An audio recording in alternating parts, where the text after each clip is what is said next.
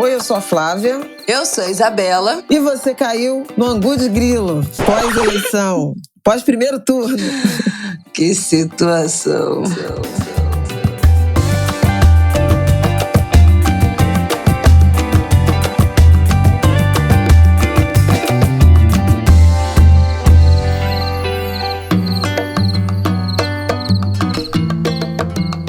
Angulhas, boa terça-feira pra gente. Episódio do Angu de Grilo 155 está no ar nessa terça-feira, pós-primeiro turno. O que a gente vai falar aqui hoje? Adivinhem, de eleição, né? Vamos tentar dividir aí um pouco. Vamos falar um primeiro bloco desse resultado presidencial, depois a gente fala dos resultados de Senado, dos estados, dessa bancada do Congresso e, por último, vamos tentar dar umas boas notícias aqui, né? Eleições, candidaturas eleitas a serem comemoradas. É isso, né, gente? Hoje é só eleição, não tem pra onde fugir. Né, Flavel? É. Dá um bom dia aí pra galera.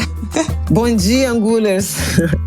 Alô, galera de cowboy, como diria meu neto Martin. Vamos fazer um grande especial eleições, porque acho que tem algumas reflexões a serem feitas. Mas não esperem aqui de mim, né, nessa análise, nenhuma grande novidade sacada, porque tudo que eu vou falar hoje aqui são coisas que, para quem ouve o Angu, já eram sabidas. Alertas, né, feitos, riscos ponderados, desejos apontados. Eu acho que vai ser um pouco por isso.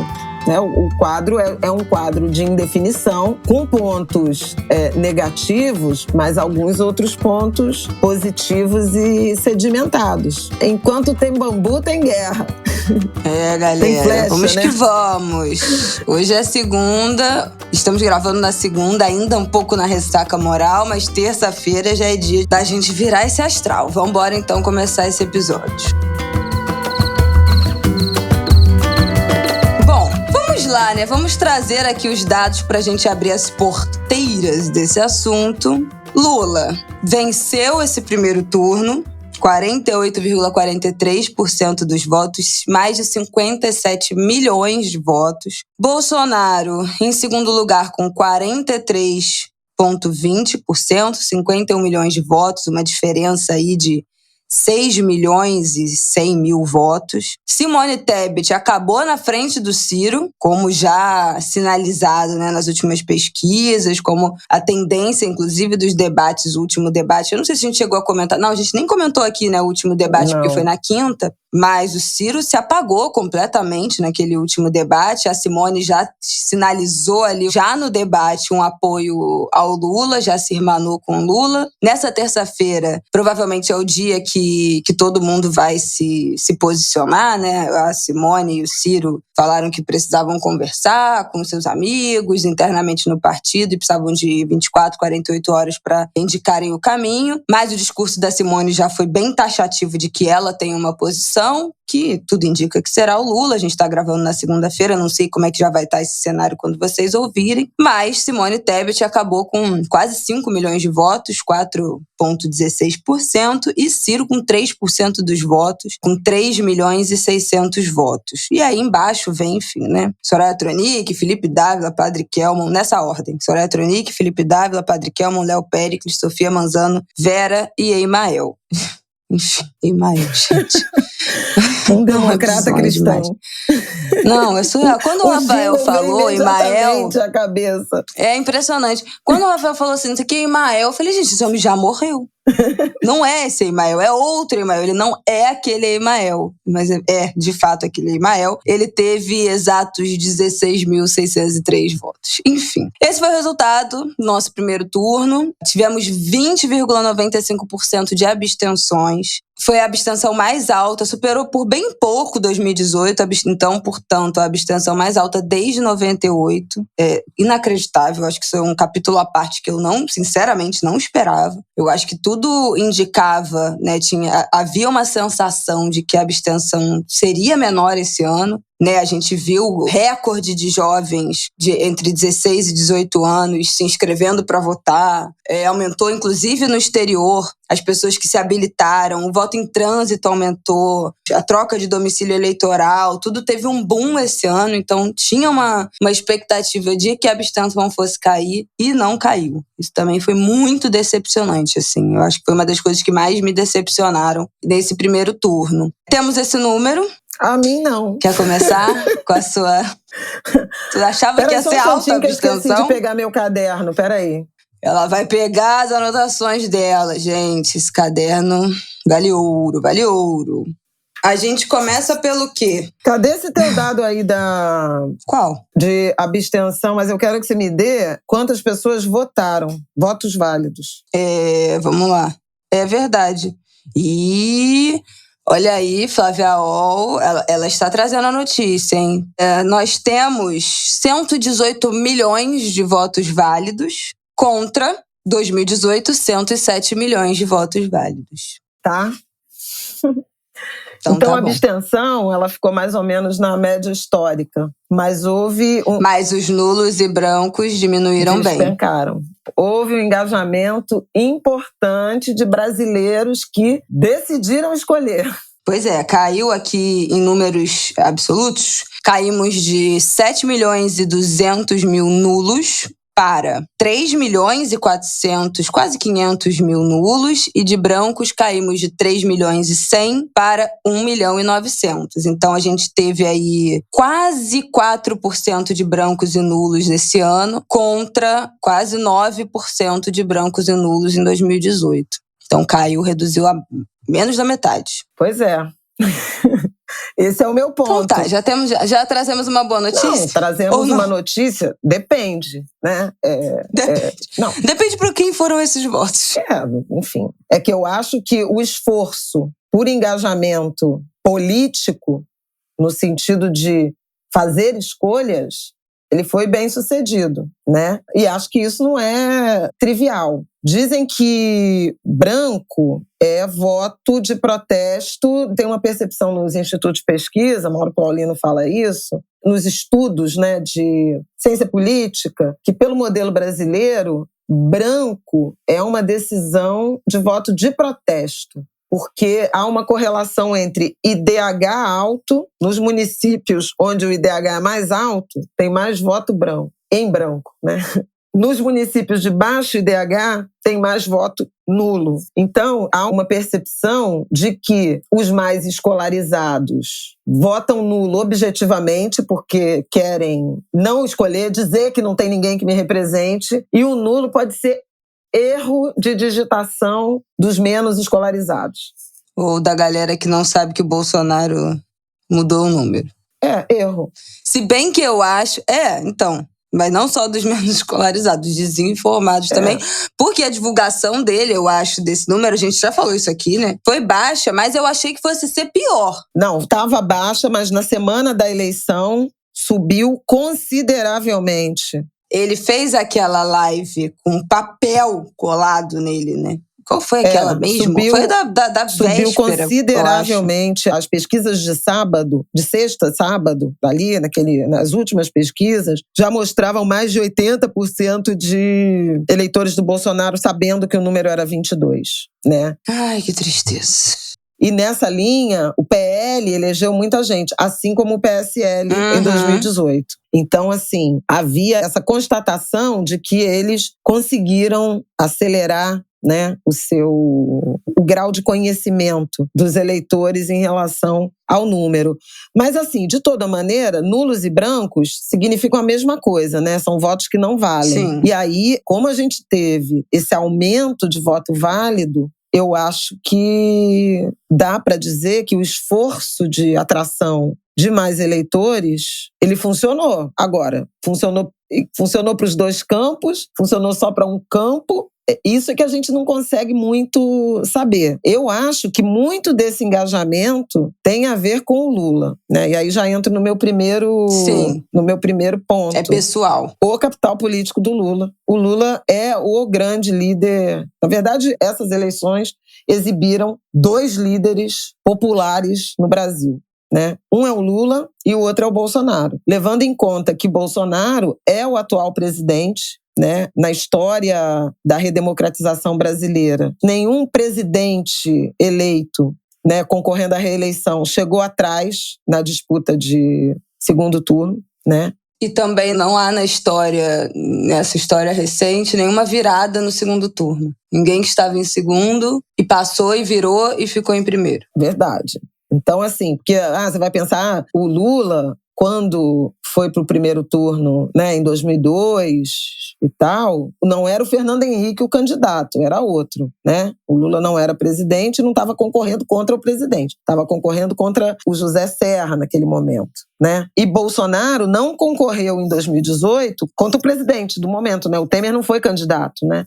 Então eram dois candidatos em 2018, dois candidatos de oposição. Eu acho que a gente tem que prestar muita atenção e respeitar o capital político do Lula. E um capital político que me parece solitário. Não é um capital político de frente ampla, não.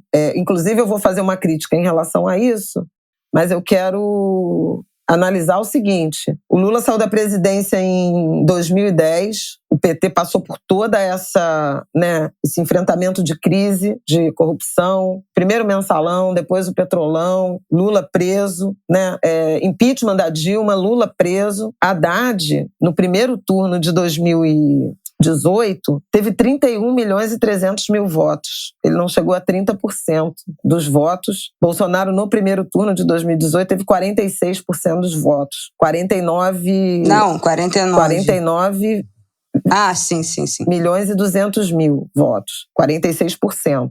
Ontem ele chegou com 43%, né? Pouco mais de 43% dos votos, 51 milhões de votos. O Lula teve, no primeiro turno de 2022, 57 milhões de votos, 48,5%. Ele teve quase tantos votos quanto Bolsonaro teve 4 anos atrás para se eleger. Isso um homem que foi preso, um homem que viu todas essas acusações, né, ataques. É impressionante o que o Lula ainda consegue produzir no Brasil em termos de engajamento e de comparecimento. E os 48% que ele chegou, né, são os 48% que os institutos todos estavam mostrando, né? Sim! A minha sensação foi um balde de água fria, porque eu estava pessoalmente com uma expectativa do primeiro turno, mas oscilou na margem de erro. A gente sabia disso. Eu escolhi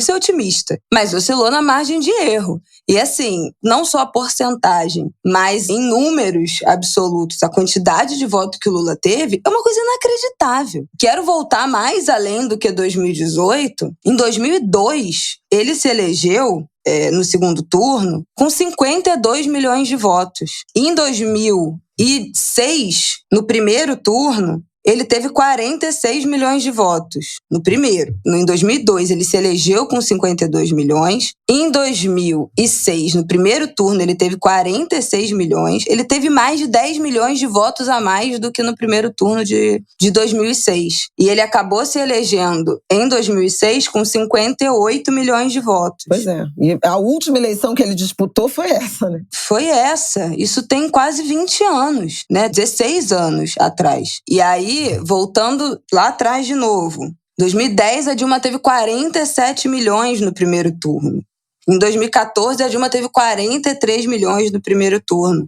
E ele terminou o primeiro turno ontem com 57 milhões de votos. É muita coisa, gente. Pular de 29 do Haddad, 31, né? 29%, 31 milhões de votos do Haddad, para 57, é uma vitória, assim, inacreditável. É inacreditável.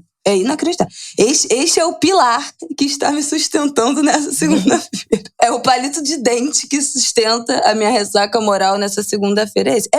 Mas é muita Foi coisa. muito por pouco, né? Tanto que a entrevista que o Bolsonaro deu, que ele pareceu meio ponderado, desapontado. Pois é, desapontado. É isso. E ele falou isso, né? Tem muita gente querendo mudança. O desafio dele é provar que essa mudança não vai ser boa. Mas ele entendeu que tem um cara, né, individualmente, sozinho, sem orçamento secreto, sem estar no poder, que não está disputando eleição há 20 anos quase, né, desde 2006, que é maior que ele, que chegou no segundo turno maior que ele, né? E isso é muito impressionante, eu acho que não deve ser desprezado nem menosprezado. Agora, é isso. De um lado, esse campo progressista pode agradecer por ter o Lula e lamentar por só ter o Lula. Eu não quero nem pensar em 2026. Eu não quero debater isso agora, porque me dá pânico. Do que será construído nos próximos 4 anos, se o Lula já avisou que não vai se reeleger.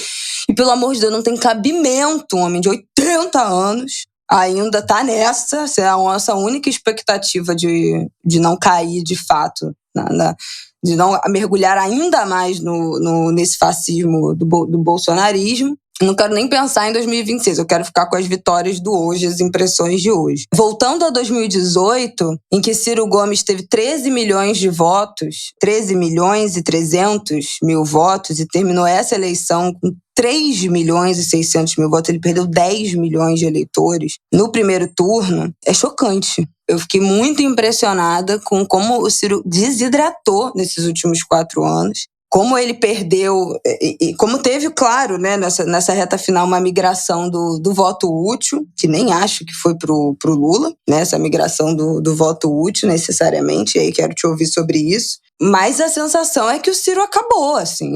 Ele chegou derrotadíssimo nesse primeiro turno, ficou atrás da Simone Tebet, que é uma figura nova, né? Que a gente falou muito dela aqui no Angu na época da CPI da Covid. Ela foi bem no primeiro debate da Band, ela foi bem no debate da Globo, se despontou também nos debates. Tem essa percepção, vi várias mulheres com essa coisa de não, porque é uma mulher, não sei o quê, então é uma chapa 100% feminina, também tem um pouco dessa questão, mas eu achei muito impressionante a desidratação total do Ciro, não esperava mesmo, ainda mais vendo esse número, né, essa queda de 10 milhões de eleitores no primeiro turno em relação a 2018, que ele terminou com... Em 2018 ele terminou com 12%, 12,5% dos votos. Agora ele chegou a 3%. Então, assim, eu fiquei extremamente chocada e a minha grande apreensão, assim, sendo sincera, desse segundo turno, eu acho que seria extremamente importante o Ciro sinalizar diretamente e estar com Lula nesse segundo turno. Para mim ainda é uma incógnita o que ele vai fazer, né? O discurso dele de ontem, da noite de domingo, foi bastante enigmático. Ele falou, vou conversar com amigos e com o partido para decidir qual será a minha posição. A Simone foi muito mais assertiva, né, de que ela tem uma posição e já estava sinalizando nos últimos dias que apoiaria, que estaria do lado do Lula em um segundo momento, mas eu acho que o Ciro ficou ainda muito enigmático. Não sei o que ele vai fazer, mas acho que é essencial, assim, que ele de fato se posicione. Teve um acirramento muito grande nessa corrida eleitoral, né, entre os petistas. A história do voto útil, isso tensionou muito as relações com os ciristas, com o PDT, com o Ciro. O Ciro rivalizou demais com o Lula, tentando tirar voto, capturar, né, voto do Bolsonaro, e só fez dar mais voto para o Bolsonaro. A sensação é essa, ou pelo menos para Simone Tebet. E já vi muitos ciristas, pode ser também a raiva do resultado, mas nesse domingo, nessa segunda, falando que não iam votar, que iam anular ou que não iam nem votar nesse segundo turno. Porque se consolidou essa imagem de que o Lula e o Bolsonaro é a mesma coisa, né? Que tanto faz, que é o discurso que o Ciro adotou nessa corrida eleitoral. Então, eu tô aí esperando essa sinalização dele. Nulo e branco ou abstenção. Mas e aí? Em tese, ajuda o líder. Nenhum nem outro ajuda o líder, né? Se 3 milhões... Não, quantos votos teve o Bolsonaro? Tem muito mais a correr. O Ciro teve 3 milhões. 3 milhões de votos? Sim. Então, 3 milhões e 600. Se 3 milhões de votos saem da disputa, matematicamente, se o Lula mantiver o deles, ele proporcionalmente tem mais. Ele aumenta a sua proporção. É isso que tá foda. Porque assim, eu sei que o Lula vai ganhar. Não, eu sei que o Lula vai ganhar, gente. Eu não tô aqui, meu Deus, tô preocupada se o Bolsonaro vai virar. Isso não vai acontecer. Não vai acontecer. O Bolsonaro precisaria de 6 milhões de votos para chegar no que o Lula teve no primeiro turno. Quem votou no Lula não vai mudar de ideia. Ninguém vai deixar de votar no Lula no segundo turno. Né? A gente falou disso aqui. Inclusive, as pesquisas espontâneas estavam altíssimas pro Lula. As pessoas tinham certeza que iam votar nele, ponto. Pode ter tido uma migração ainda maior de voto útil para além da espontânea, né? Dentro daquilo da estimulada, mas assim, foi na margem de erro. A gente sabia desse resultado. O Bolsonaro teria que correr muito atrás, teria que basicamente conquistar todos os votos do Ciro e todos da Simone Tebet, porque ao contrário da eleição de 2018, né, que tinha uma expressividade ali no Amoedo, teve 2.600.000, o Alckmin teve 5 milhões de votos, ainda um PSDB, Cabo Daciolo teve 1.300.000 votos, né? Álvaro Dias teve quase 1 milhão de votos. Outros candidatos que migraram, né, para o Bolsonaro no segundo turno, ainda com alguns milhões ali para oferecer, esse ano não tem nada. Depois do Ciro, que teve 3.600.000, vem a Soraya Tronic com 600.000 votos. Acabou. Do Ciro para baixo, nada ali ajuda o Bolsonaro. Mesmo se for o Padre Kelmon, o Felipe Dávila e a Soraya, todos pro Bolsonaro, não chega a 1,5 milhão de votos. Ele precisa de 6 milhões para encostar no que o Lula teve. Então, assim, não há nenhuma migração, não tem nada natural, né? Não há uma migração natural, mesmo se esses três apoiarem diretamente o Bolsonaro. Todos esses... Ainda vai faltar uma galera. Ainda vai faltar uma galera que teria que ser do Ciro e da Simone, né? E assim, a Simone vai estar com Lula. Os eleitores dela estarão com Lula? Não sabemos. Mas também estarão com Bolsonaro? Não sei. Ou é a galera que vai anular? A galera do Ciro vai anular, vai com Lula, vai com Bolsonaro. Entendeu? Então, assim, vai ganhar? Lula vai ganhar? Vai ganhar. Mas a gente precisava passar esse nervoso? A gente não precisava passar esse nervoso. Mas é fato que esse resultado é uma vitória tremenda. E assim, eu estou falando aqui também para me convencer. Não achem que eu não fiquei desanimada, profundamente desanimada, mas por uma expectativa que eu criei de que seria no primeiro turno. Mas assim, pensa na história do Brasil. O Brasil reelege as pessoas. Ponto.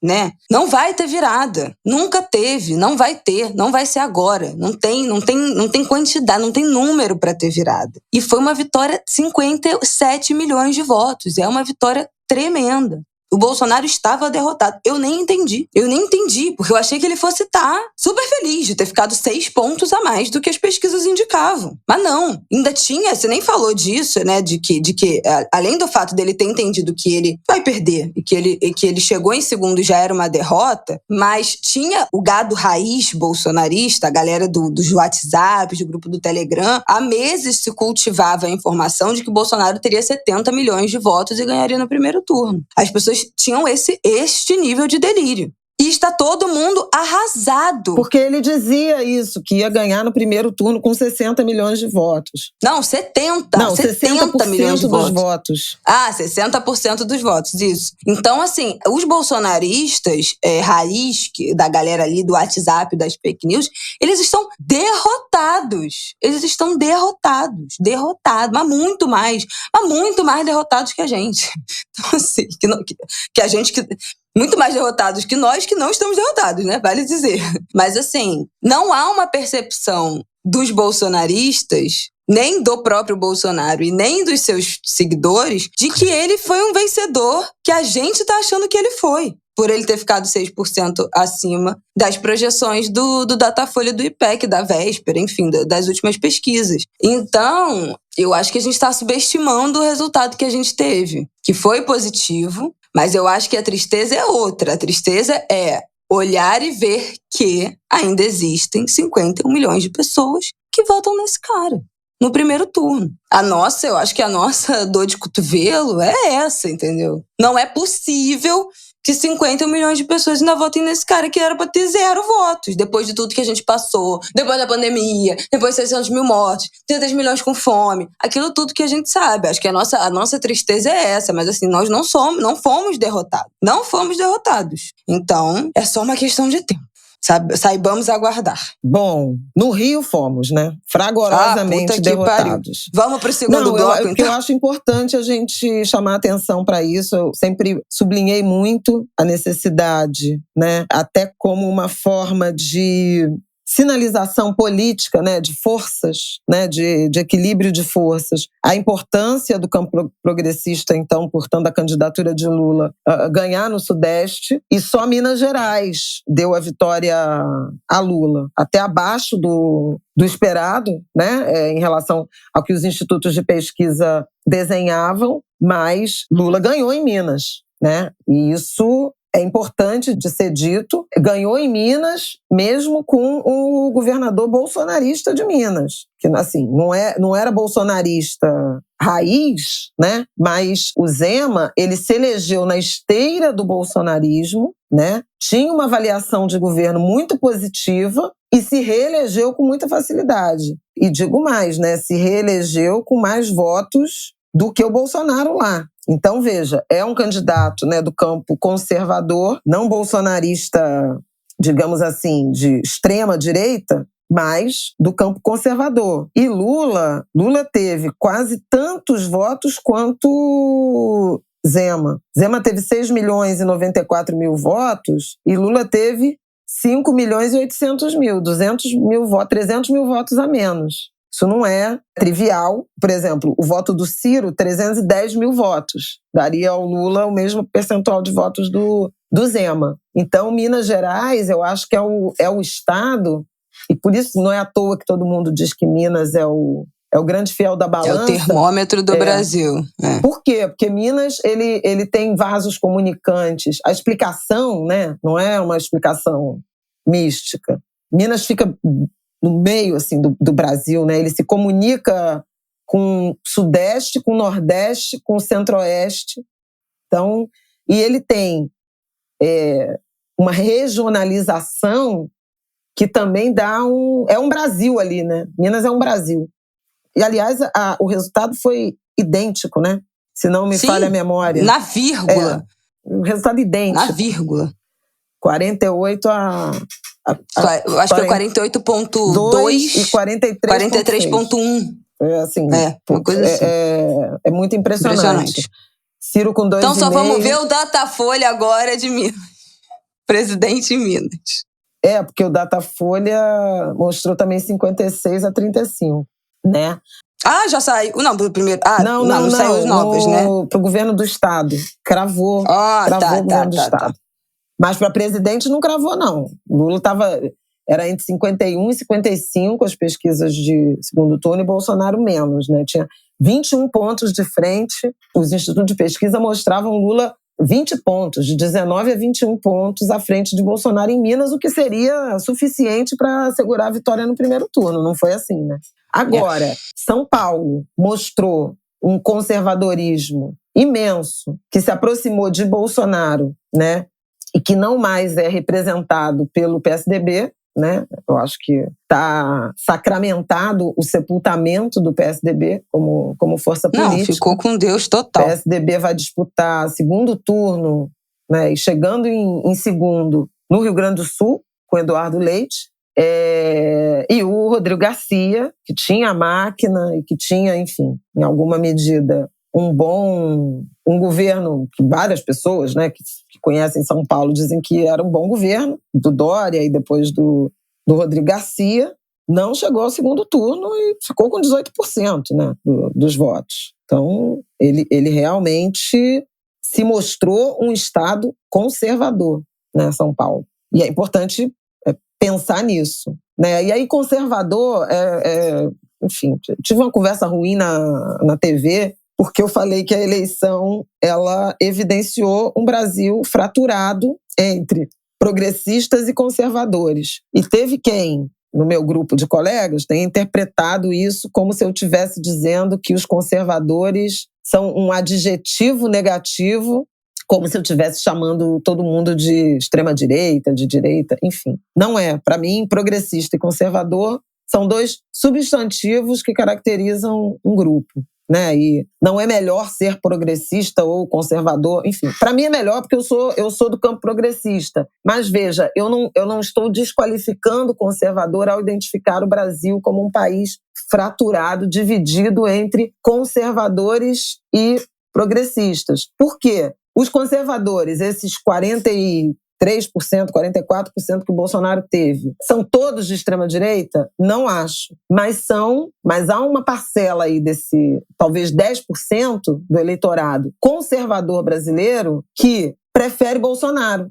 entendeu? Eu não acho assim que tem 51 milhões de brasileiros que não estão nem aí para a Amazônia, para o genocídio indígena, para a vacina, para os 700 mil mortos, sabe? Acho que esse campo, e que já é muito numeroso, talvez esteja entre 30 e 40 milhões de brasileiros. Mas tem 10 milhões ali, né? A gente pensar em 40 milhões que são Bolsonaro incondicionalmente, todas as pesquisas mostravam isso, mas tem 10 milhões ali que dizem o seguinte: entre isso que esse campo progressista me oferece e o Bolsonaro, eu fico com o Bolsonaro. Porque eventualmente tem uma agenda mais conservadora nos costumes, porque tem uma agenda menos, digamos assim, enfática no meio ambiente, porque tem uma agenda mais dura, punitivista na segurança pública, porque tem uma agenda mais liberal na economia e menos intervencionista. Então, o Brasil é um país que tem um campo conservador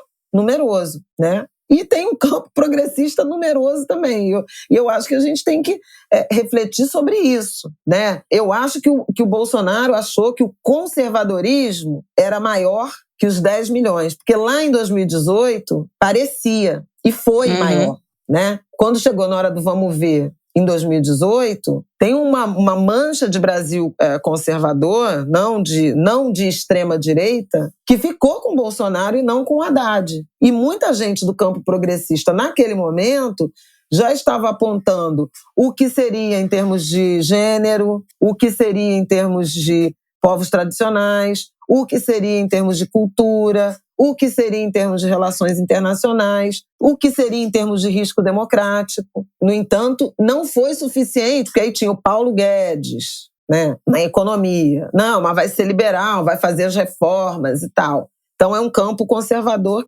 Agora, o que essa eleição hoje mostrou é que tem uma extrema-direita visível, numerosa e amalgamada, que pode ser 1/3 do Brasil, e tem 15% do eleitorado que é conservador por vários aspectos e que, nessa eleição, fez de Bolsonaro o polo de atração, como fez em 2018.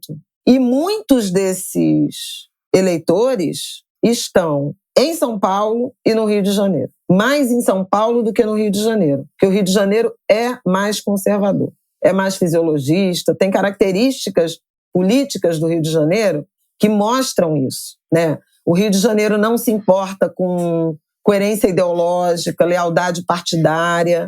O Rio de Janeiro elegeu Romário em 2018 pelo Partido Socialista Brasileiro e reelegeu Romário em 2022 pelo Partido Liberal, pelo PL do Jair Bolsonaro. O Romário virou um bolsonarista de extrema-direita? Não, gente. Não acho que seja assim. O Romário buscou qual era o melhor partido que alavancaria a sua eleição para segundo turno. E foi. Um dos 5 deputados federais mais votados do Rio de Janeiro foi do PT antes, em outro momento, o Altineu Cortes. Dos 5 deputados federais mais votados do Rio de Janeiro, 3 são das bordas da metrópole, da região metropolitana. A deputada federal mais votada do Rio de Janeiro, Daniela do Vaguinho, mulher do prefeito de Belfor Roxo, é Baixada Fluminense, né? Doutor Luizinho é Baixada, é do Campo de Nilópolis, é Baixada, 3º mais votado. O Altineu, 5º mais votado, é do eixo Niterói, São Gonçalo e Itaboraí. E sabe o que é interessante? Dos deputados federais que o PT elegeu, acho que foram 4, 3 são das bordas da metrópole. Só Benedita da capital. Linde foi prefeito de Nova Iguaçu, é Baixada.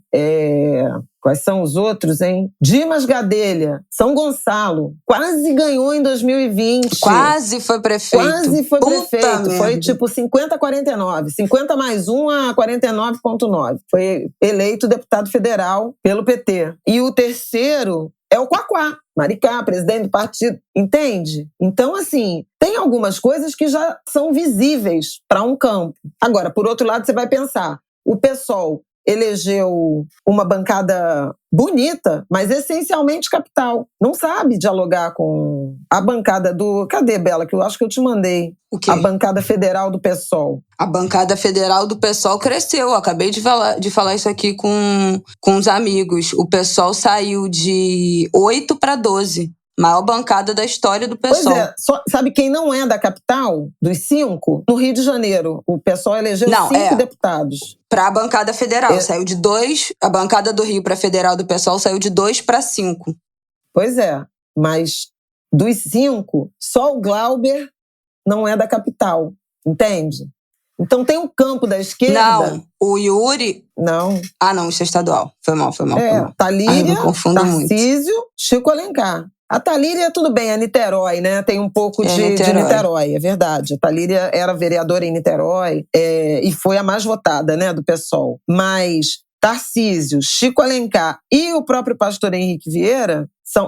Pastor Henrique Vieira também vem de Niterói. Também é Niterói, também vem de Niterói. Ele já foi vereador em Niterói. Ele mora no Rio hoje, mas ele vem de Niterói. E o Glauber é de Friburgo, não vem da capital. Então, repara que tem uma questão aí, que a gente tem uns sinais que vão sendo dados, né, de conexão com a periferia, de não ter só a arrogância de olhar a Zona Sul do Rio de Janeiro, saber dialogar com esse campo conservador e compreendê-lo. Agora, eu acho que também tem avenidas, né, de disposição para candidaturas mais progressistas. Não sei se já falamos o suficiente de Lula, Bolsonaro e tudo mais. Eu acho que sim, assim, acho que a gente pode passar para falar de Senado e Congresso, que aí eu acho que tem também umas impressões que tem a ver com o bolsonarismo, não necessariamente com o Bolsonaro, né, que eu acho que é esse o pulo do gato nesse momento. Então vamos passar para o próximo. Podemos? Só vou terminar aqui. Bolsonaro em São Paulo teve 12 milhões e Lula teve 10 milhões e meio. Simone Tebet teve 1.600.000 votos em São Paulo.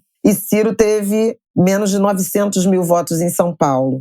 Inacreditável. Ciro não tem 1 milhão de votos em São Paulo, gente. É muito impressionante. Deixa eu ver aqui. Muito impressionante. Em 2018, o Ciro teve 2.650.000 votos em São Paulo. Teve 11%.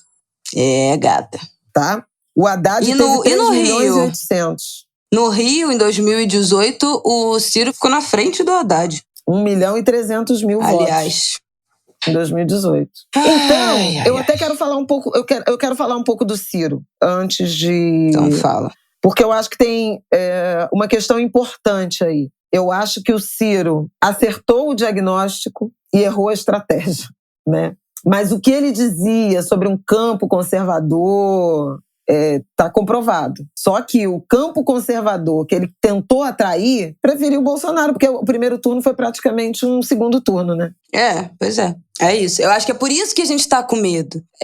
Porque eu acho que a gente tem um histórico, pelo menos recente, de primeiros turnos em que há muita possibilidade de mobilização, que ainda há uma terceira via que aglutine bastante voto, como foi o caso de 2018. Ainda tinha muito voto do Ciro, ainda tinha muito voto do Partido Novo, ainda tinha voto do Podemos, ainda tinha muito voto para mobilizar para um segundo turno. Nesse caso, não. Tem pouquíssima margem de manobra. E é por isso que a gente deveria estar tranquilo que o Bolsonaro não vai ganhar. Porque não tem margem de manobra suficiente para ele chegar no que o Lula atingiu e ainda por cima virar. Mas ficam as mensagens. E aí vamos para o segundo bloco para a gente falar sobre essas mensagens no Senado e no Congresso. Vamos lá. Peraí, porque eu fiz uma você conta quer falar? aqui. Não, é porque essa conta, é só uma conta que eu fiz em relação a isso, tá?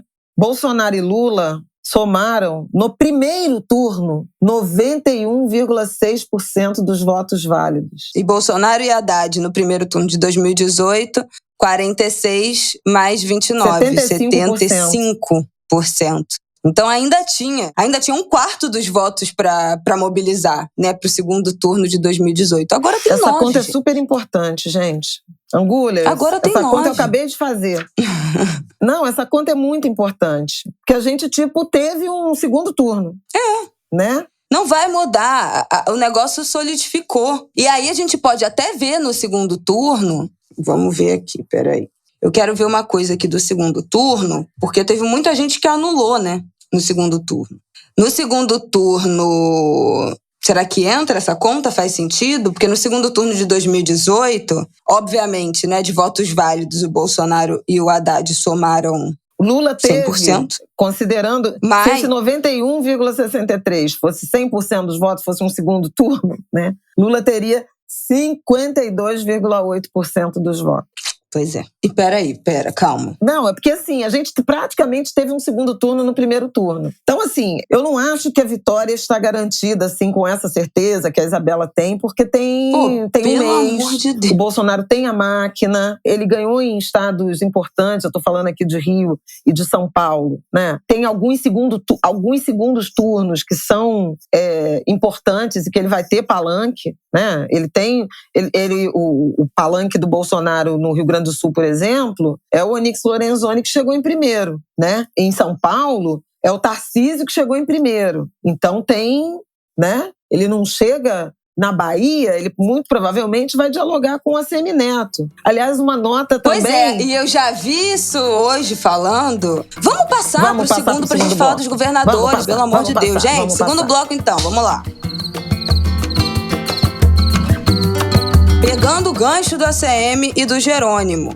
Vi muita gente falando de ontem para hoje que o ACM não vai se juntar com o Bolsonaro, não vai aceitar se aliar com o Bolsonaro, porque na Bahia o Lula teve 70% dos votos. O que o ACM vai ganhar se juntando com o Bolsonaro? Nada. Só tem a perder, porque o Jerônimo é do PT. Então, que o ACM ficou à deriva nessa brincadeira, porque se ele se aliar com o Bolsonaro, para ele é pior. Essa afroconveniência jogou ele pro buraco, e eu estou muito curiosa. Ele quase perdeu no primeiro turno.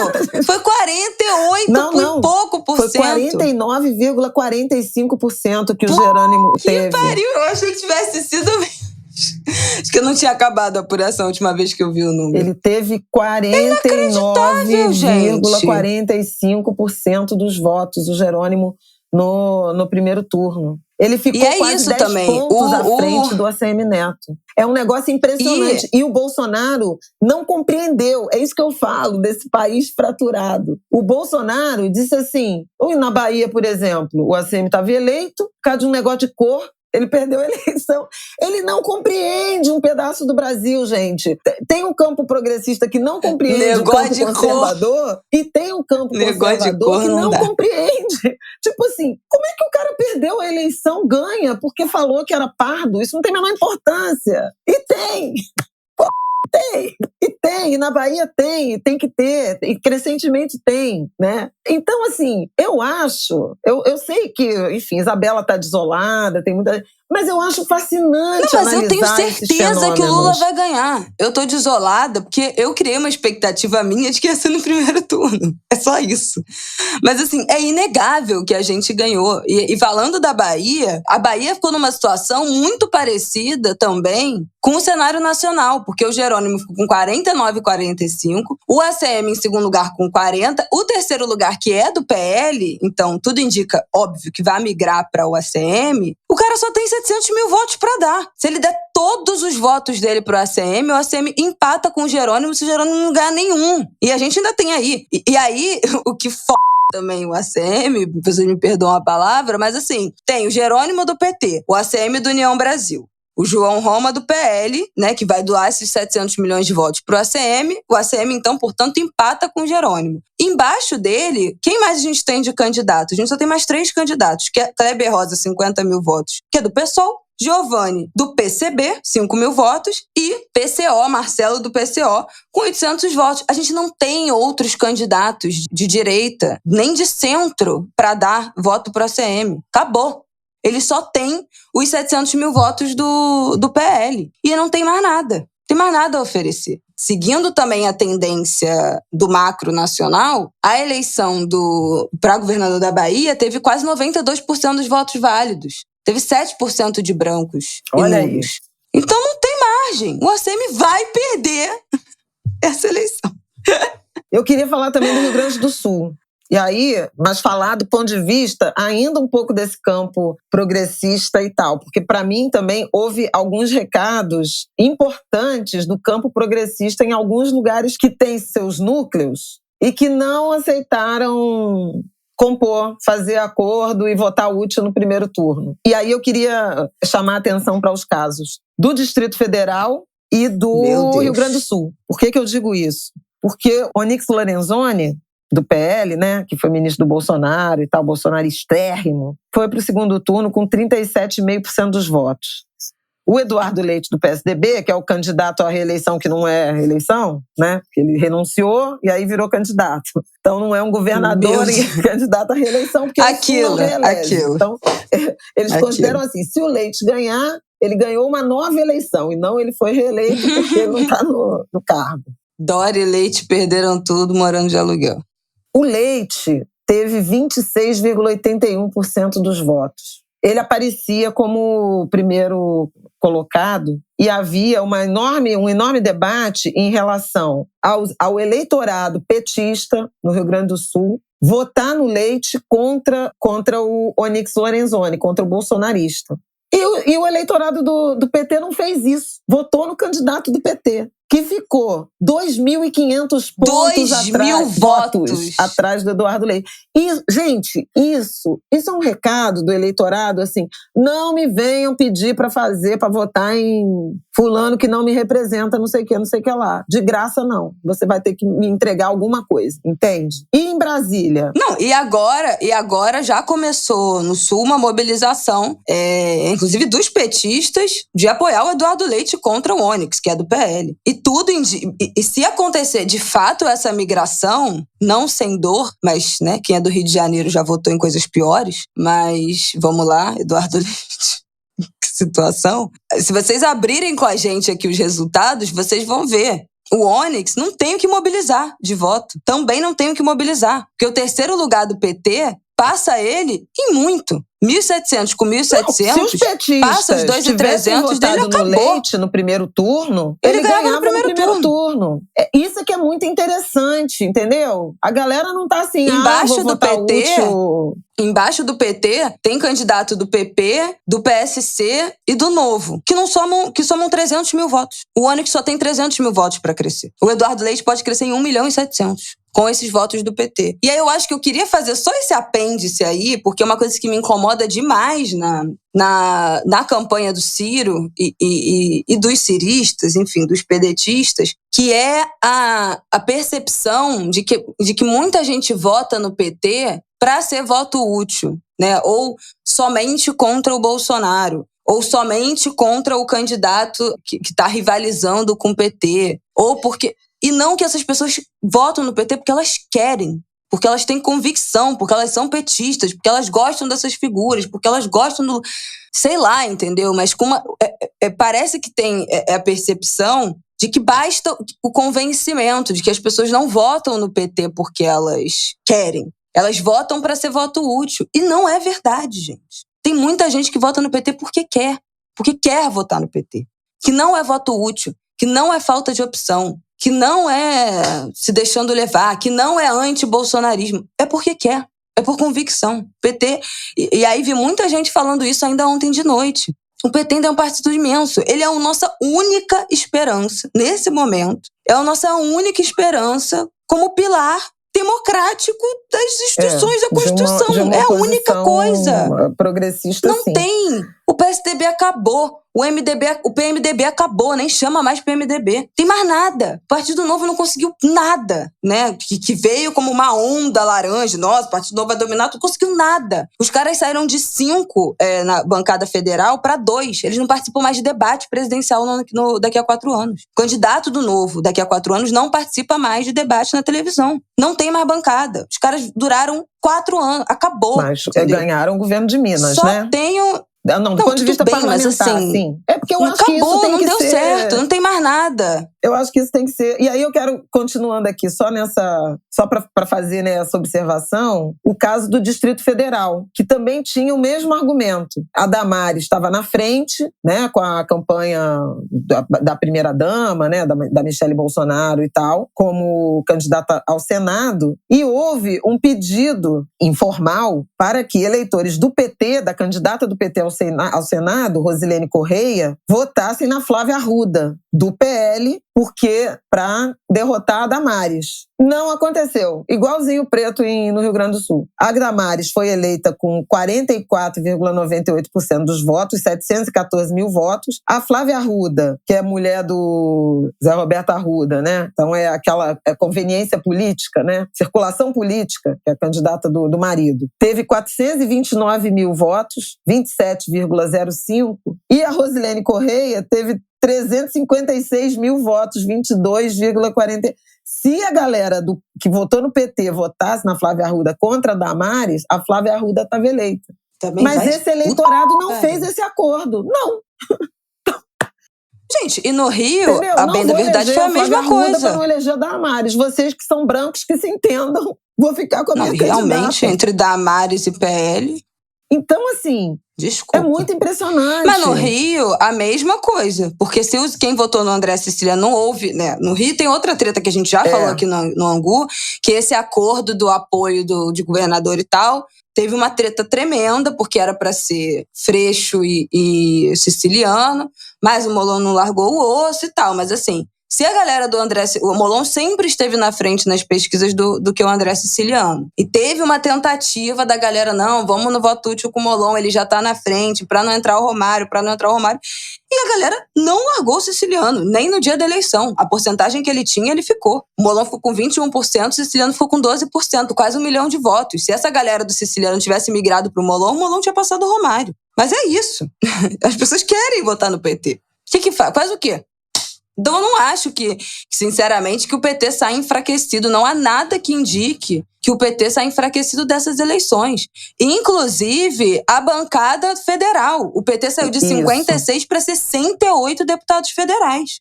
Foi a segunda maior crescimento de bancada. Realmente, só ficou atrás do PL, que saiu de 77 para 98. Uma cagada federal, literalmente, né? Federal. Mas assim, o PT saiu de 56 para 68. O PSOL saiu de 8 para 12. O PSDB acabou, saiu de 23 para 13. Coisa tenebrosa. Mas assim, o PT não sai enfraquecido. Inclusive, no Senado, também eu acho que vale a gente falar disso, porque ficou, meu Deus, o Senado, pior Senado do mundo, que coisa tenebrosa o Senado. Que coisa tenebrosa o Senado mesmo, gente. Astronauta Marcos Pontes não dá, né? Assim, não tenho que discordar disso. Olha, vai procurar o Angu lá atrás. Tem um ângulo lá atrás, que eu falei da desincompatibilização dos ministros do Bolsonaro, de quantos seriam candidatos ao Senado. Foi em abril isso. Falei, o Bolsonaro está pelo menos disputando com ministros dele 5 vagas do Senado. Eu nem contei, eu acho que o Mourão. E ele ganhou tudo isso. Ó. Ele ganhou o astronauta, Marcos Pontes, Damares. o São Paulo, a Damares, o Rogério Marinho, que era ministro dele de Integração Nacional em Rio Grande do Norte, eu acho. Gente, o Sérgio Moro. Sérgio Moro foi eleito. Pois é, foi eleito. E também teve isso, de que o voto útil do PT no Álvaro Dias para não coisar o Moro. Não vou votar no Álvaro Dias. Tipo assim. Não, gente, na boa, eu sou assim. A galera, eu não anulo o voto. O quê? No Rio de Janeiro? Mas eu já anulei muito voto. Primeiro senador lá do Romário que disputou, que era uma coisa tenebrosa, as opções, eu anulo. Segundo turno de governador, de prefeito, essas merda que acontece aqui no Rio, eu não tô nem aí, entendeu? Eu não vou votar nessa gente. Eu entendo as pessoas que não migram voto, sinceramente. Dei voto útil? Já dei. Já dei. Mas assim, dependendo das opções que sejam, sinceramente, entre Damares e Flávia Arruda do PL, merda, voto útil. Vai cagar, eu vou ter que escolher uma dessas duas. Isso não tem a menor possibilidade, gente. Mas nem a menor possibilidade. Então, assim, tudo tem limite também, né? Vamos lá. Voto útil, não sei o quê, tudo tem limite. Eu sou uma defensora do voto útil quando a gente tá falando aí de Lula e Bolsonaro, porque não dá pra equiparar as duas coisas. Eu acho que o Ciro errou muito nessa campanha tentando equiparar os dois. Isso. A Simone não equiparou e foi mais feliz. Não é a mesma coisa. Não é a mesma coisa. Você falou mesmo. Um ponto importantíssimo. A Simone Tebet não equiparou e foi mais feliz. E os eleitores dela que eu acho que vão... enfim, que não é que vão decidir essa eleição, porque se ficar no mesmo, se ninguém da Simone e ninguém do Ciro votar, o Lula ainda ganha. Mas assim, eu acho que vai ter uma migração talvez mais intensa da Simone pro Lula do que pro Ciro do Lula. Diretamente, agora, né? Sem a galera que não vai, sem a galera que vai anular. Tem que fazer um sinal muito firme na direção da Simone. Respeitá-la. Vai rolar um ministério. Respeitá-la, porque é uma mulher que saiu do nada. Aliás, seu Lula e seu MDB, seu Cidadania e seu PSDB, né? Porque ela foi uma candidata de uma coligação que só tem macho branco, foi que nunca tinha botado sabotada dentro do partido dela, o MDB, e que saiu de zero, de nada, né, de traço, ou de 1%, para um capital muito robusto, de 5% da votação em 2 meses, entendeu? Que a candidatura da Simone Tebet, diferente da candidatura do Moro, do próprio Mandetta, que não conseguiu se eleger, do Dória, de não sei o quê, ela nasceu agora aqui na esquina. Uhum. E aí ela fez um discurso muito forte, chamando atenção para isso. Vocês têm que ouvir as mulheres, têm que prestar atenção nas mulheres, porque as mulheres ficaram com a Simone, exatamente desse jeito aí, né? Seja por aversão a Lula e Bolsonaro, mas assim, se 91% dos eleitores ontem escolheram entre Lula e Bolsonaro, 5% com essa pressão toda de escolher entre Lula e Bolsonaro ficaram com a Simone. O Ciro veio de 12, 4 anos atrás. Então 9% deles falaram, acredito eu, vou com Bolsonaro. Pelo tamanho do voto. Nenhum do eleitor do Ciro votou útil no Bolsonaro, no Lula. O Lula já tinha aqueles 48, entendeu? O que o Ciro poderia agregar gata. O Lula já tinha 47, 48. O eleitor do Ciro podia agregar era fazer o Lula ganhar no primeiro turno. Com, né, quem saiu de 12. Então, eu acho que, mais uma que coisa. É mais razoável.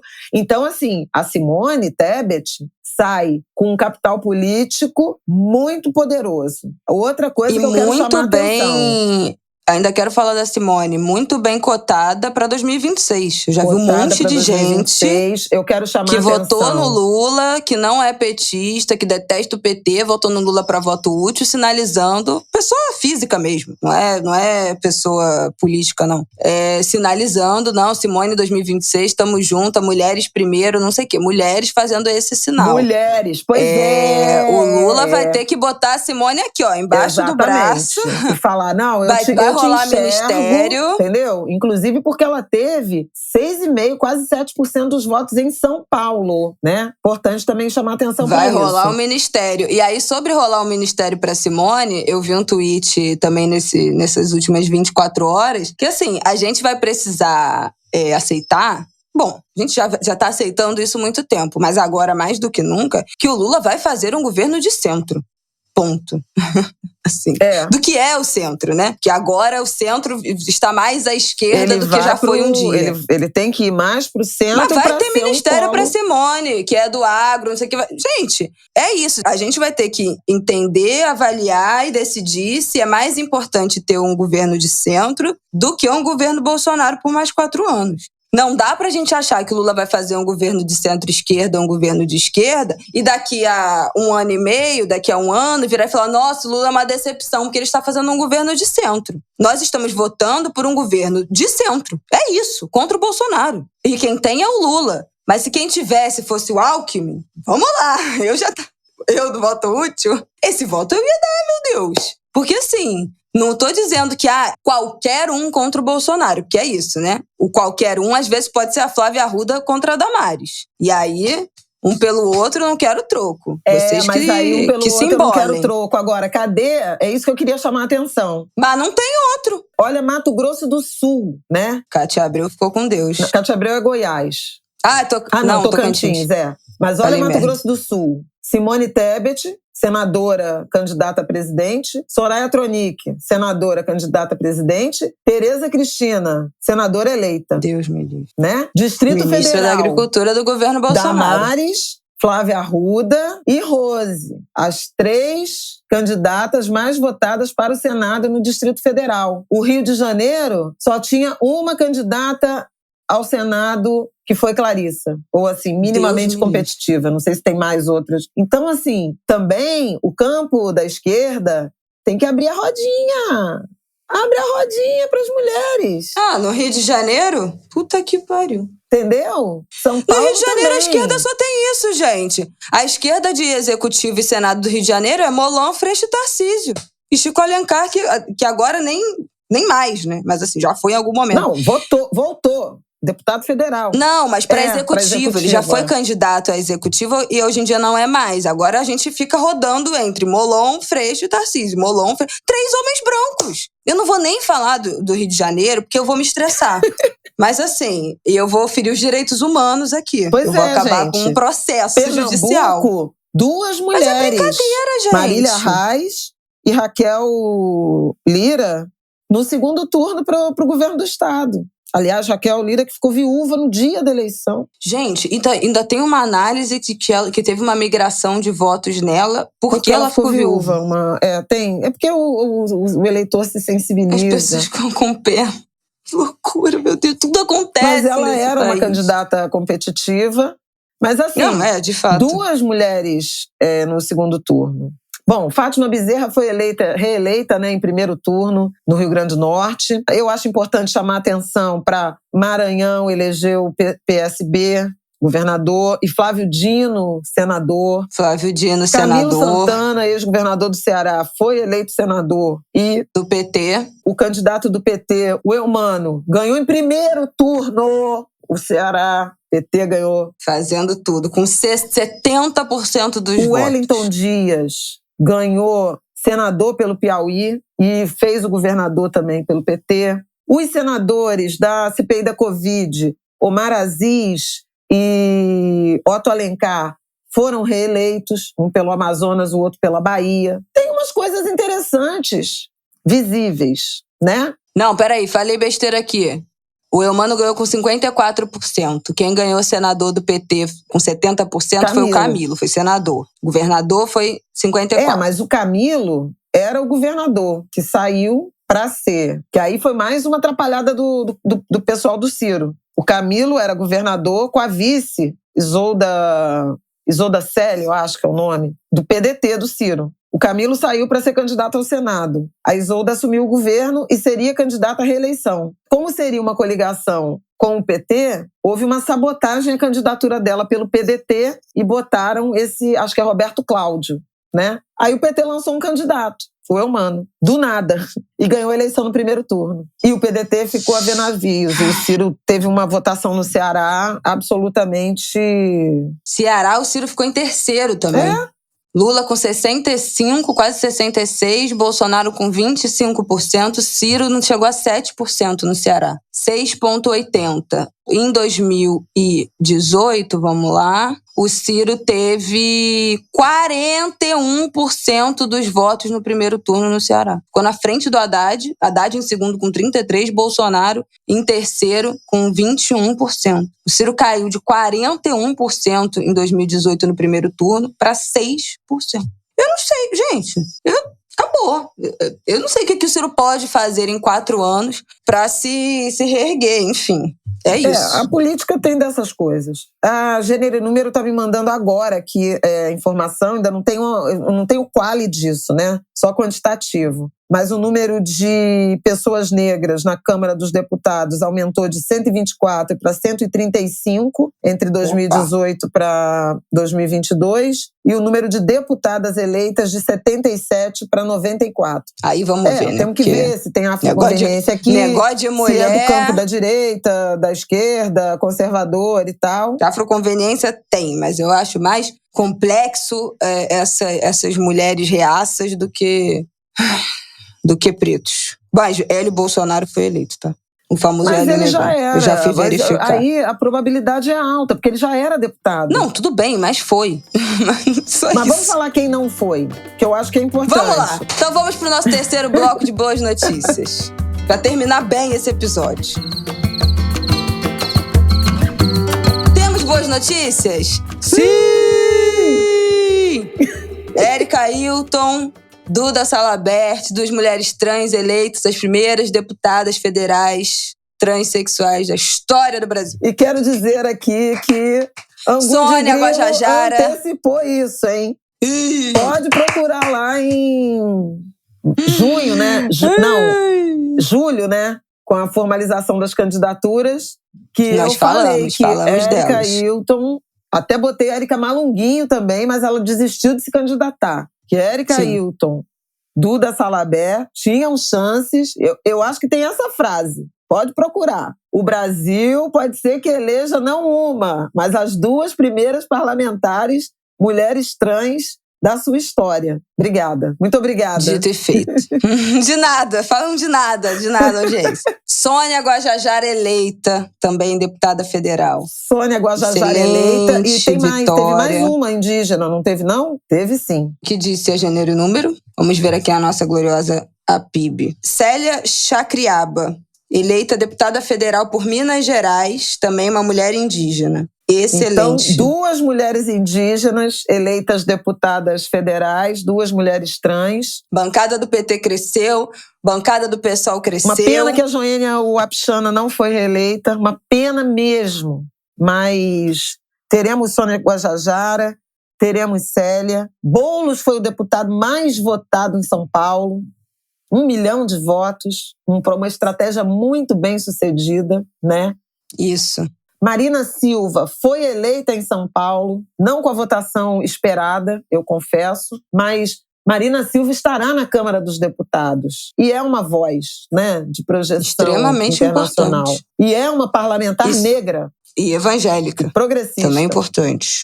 Só um parêntese, que minha mãe falou assim, excelente estratégia do Boulos. Para quem não lembra, o Boulos era pré-candidato à presidência, desistiu, né, abandonou a pré-candidatura para concorrer a deputado federal, porque ele sabia que seria bem votado para puxar voto, para puxar legenda. Então foi extremamente bem votado. Suplicy também foi extremamente bem votado para deputado estadual do PT de São Paulo, levou também uma galera. Então, boas notícias. Suplicy teve 1.300.000 votos, eu acho. O estadual mais votado, né? Uma deputado estadual mais impressionante. votado. Joyce Hasselmann, Janaína Pascoal, Coronel Telhada, eu tenho uma lista Fernando aqui. Holliday, Sérgio Camargo, Douglas Garcia, Nilce Yamaguchi, Adrilles, Eduardo Cunha, Felipe Folgosi e Cristiana Brasil não se elegeram por São Paulo. Antônia Fontinelli também não se elegeu. Sérgio Camargo não. Joyce Hasselmann teve 13.000 votos. Também não. Eduardo Cunha também não se elegeu. Fernando Holliday também não se elegeu. Daniel Silveira está Boas fora, notícias. como não foi eleito pelo Senado, está fora da Câmara ano que vem. Fernando Collor de Mello não foi eleito governador de Alagoas, não foi nem para o segundo turno e perde o mandato de senador, Glória então a está fora Deus. também do parlamento. Perdeu tudo, morando de aluguel. Renan Filho, quem mais aqui? Clarissa Garotinho não foi eleita senadora e, portanto, perde o mandato de deputada. Graças a Deus. Irmão da Michele Bolsonaro foi derrotado no Distrito Federal. Ganhou. Queiroz não se elegeu. A mulher do Bolsonaro também não se elegeu, a ex-mulher. Yes. Cristina, né? Cristina Bolsonaro. Ana Cristina Vale ou Cristina Bolsonaro. Então, gente, tem algumas coisas bacanas. Temos Magaé Evaristo, prima da nossa Conceição, eleita deputada estadual em Minas pelo PT. Quem mais? Bom, a própria votação da Thalíria, que foi muito impressionante. Temos também números da UP, Unidade Popular. pelo Socialismo, novo partido, que se lançou, essa foi a primeira eleição da UP, e temos alguns números aqui também a serem comemorados. 54 mil votos para o Léo Péricles, que viralizou nas últimas semanas no Twitter, ganhou muita projeção no Twitter, muita gente falando dele, assim como muita gente também falando da Sofia Manzano. Eu não estou com o número aqui dela, já pego, mas quero falar da UP. 54 mil votos para o Léo Péricles, 280 mil votos para Vivian, da UP, candidata a senadora em São Paulo, quase 30 mil votos na Juliette, candidata a governo no Rio pela UP, quase 90 mil votos na Carol, candidata a governo de São Paulo pela UP, na primeira campanha nacional do partido, sem financiamento, sem debate, sem nada. Então, isso também é algo para a gente comemorar. Né, um partido novo, de esquerda, ou enfim, extrema esquerda, sei lá, mas de esquerda, conseguindo voto, e teria conseguido mais votos se a gente não tivesse nessa migração de voto útil, tenho certeza disso. O MST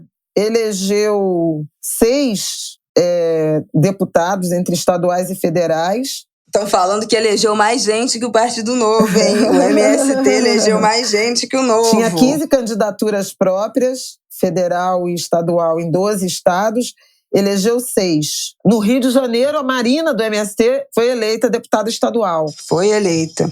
Excelente. Então, gente, bacana, entendeu? Muito bom. Enquanto tem bambu, tem flecha.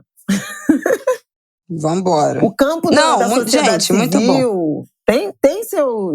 Tem coisas a celebrar, né? Sem apoio, né? Sem apoio. Matheus Gomes foi eleito deputado estadual no Rio Grande do Sul com 50 mil votos. Foi o deputado estadual mais votado de Porto Alegre. Matheus Gomes, que é do PSOL, uma candidatura negra importantíssima do Rio Grande do Sul, também foi eleito. Gente, o Rio Grande do Sul elegeu temos que comemorar. Federal e 3 deputados estaduais pretos da periferia, tá? A deputada federal é a Dayana Santos, lésbica, religiosa de matriz africana. Ai, agora me emocionei. Educadora social e sanitarista. É bonito isso, gente. Não é trivial.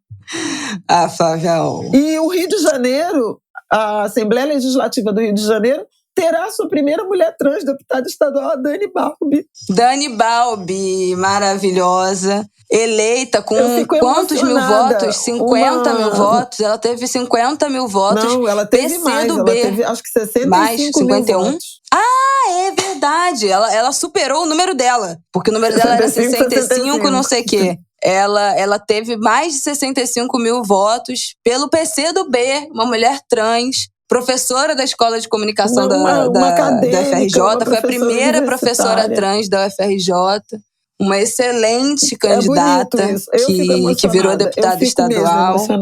A Élica Takimoto, também professora, né, do Cefet, da rede pública, muitos anos que a Élica está batalhando. Mais de 90 mil ela votos. Foi a mulher mais votada, do PT para estadual e conseguiu ela mandar foi a mais votada. Não a mulher. Não, foi a mais votada. Ela foi a mais votada, mas ela, quer ver, eu troquei mensagem com ela. Poxa, gente, é uma professora. Sou a deputada estadual eleita com mais votos na história do partido aqui no Rio. Olha. Nunca uma deputada estadual teve tantos votos pelo PT no Rio para a Alerj do que a Élica Takimoto, que é uma mulher coerente, que vem há muito tempo construindo, pavimentando. Então, assim, não é para ninguém desanimar, gente. Não é para desanimar, é para insistir, porque o caminho para a gente é difícil mesmo. Quantas eleições Tainá de Paula levou para conseguir chegar à eleição de vereadora, né? Quanto que a Benedita já teve que abrir mão, né, ou ser derrotada em eleições parlamentares para hoje ser a Marina consolidada. Marina. Então, assim, vambora, povo. Incansável, Marina incansável. E ontem de noite já estava lá na Paulista do lado do Lula. É isso. Então, gente, para fechar, quero citar aqui perfil Afrofuturas, que inclusive é um perfil literário maravilhoso para seguir, de 2 jovens negras que falam sobre literatura no Instagram, mas no Twitter elas fizeram um tweet que eu acho que é o que eu queria fechar aqui esse ângulo de grilo de hoje, falando que desesperança também é uma estratégia política, né? Então nós tivemos muitos ganhos Se estamos aqui, não foi tão ruim quando a gente ficou com esse amargor na boca, com essa sensação. Nem o Senado ficou no 0-0. Eu vou deixar aqui na sinopse a thread de o que aconteceu com cada cadeira do Senado. Foi 0-0. É óbvio que sempre poderia ser melhor, mas não foi essa derrota, muito menos essa derrota acachapante. A gente vai ganhar, faltam 4 semanas, no ângulo de grilo do dia 2 de novembro, vocês me verão aqui em outro espírito. Foram 57 milhões de votos no Lula no primeiro turno, gente.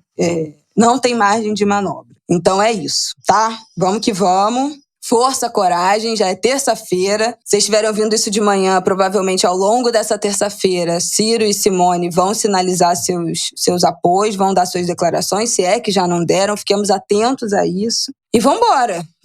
Temos aí 4 anos desse Congresso, desse Senado, das nossas câmaras, muito a comemorar. E muitas sinalizações importantes para a gente ir digerindo, né, nesse próximo mês aí até o segundo turno também, até essa posse, né, na virada do ano. E vamos que vamos, galera. É sobre isso, uma mensagem de esperança. Uma mensagem de esperança! Gente, vamos lá. Vamos triunfar. Não tem alternativa. Vambora. Tem muita leitura para ser feita. E não saímos derrotados. Não saímos derrotados. 57 milhões, 6 milhões de votos a mais no primeiro turno. Pelo amor de Deus, gente. Que é isso? Eu nunca vi. A pessoa ganha e tá com espírito de derrota. Isso eu tô fazendo a minha autocrítica, tá? É pra mim também. Legal, eu tô me convencendo. Ela já terminou o angu diferente de como eu tô me convencendo. Que porra é essa? A gente perdeu uma derrota horrorosa em 2018. Agora a gente ganha o primeiro turno e fica, não, mas não ganhou o suficiente. Não tem suficiente, é 50% mais um. A gente não tava falando isso? Não é 51%. É 50% e uma pessoa. Se a gente ganhar 50% e uma pessoa, é ganhar do mesmo jeito. É ganhar do mesmo jeito. É ganhar igualzinho ganhar com 70%. É ganhar do mesmo jeito. Então é isso. A gente precisa de 50% mais um. Acabou. Nada mais que isso é necessário. Pronto. Vai dar. Já deu. Vambora. Esperança, determinação. Determinação. Bora, Brasil feliz de novo. Pra fechar esse episódio, vou pedir pro Tico, nosso maravilhoso editor, botar o áudio aqui de Martinico cantando o jingle do Lula. Não tem jeito, eu vou ter que botar. Flávia, você não pode se comprometer politicamente, mas eu posso. Então, toca aí, Tico. É isso, sócia. O meu filho cantando Lula lá, com dignidade. O Brasil merece. Outra vez, oportunidade. A criança tem 1 ano e 9 meses e fala oportunidade. É demais pra minha cabeça. Vamos lá. Solta o Martinico. Até terça-feira que vem. Esperança no nosso coração, que vai dar tudo certo. Um beijo. Um beijo, gente. E vamos ter em mente que aí não é somente sobre preferência político-partidário, político-ideológica, é sobre defesa da democracia, né? Quem leu, quem conhece, né? Alguma coisa de ciência política, sobre a gênese desses processos de desestruturação das instituições democráticas, sabe do que se está falando e do que está em risco. Então, é mais do que uma disputa entre um campo progressista e um campo conservador. É a defesa do que nós entendemos como democracia. Imperfeita, não plena, mas democracia. Um beijo. Um beijo. Solta o Martinico. Lula lá, cresce a esperança. Lula lá, o barulho via da laleia da Lula lá, via da bata. Lula lá, utilidade. Lula lá, o barulho merece. O babel, oportunidade, patori e variação da tela.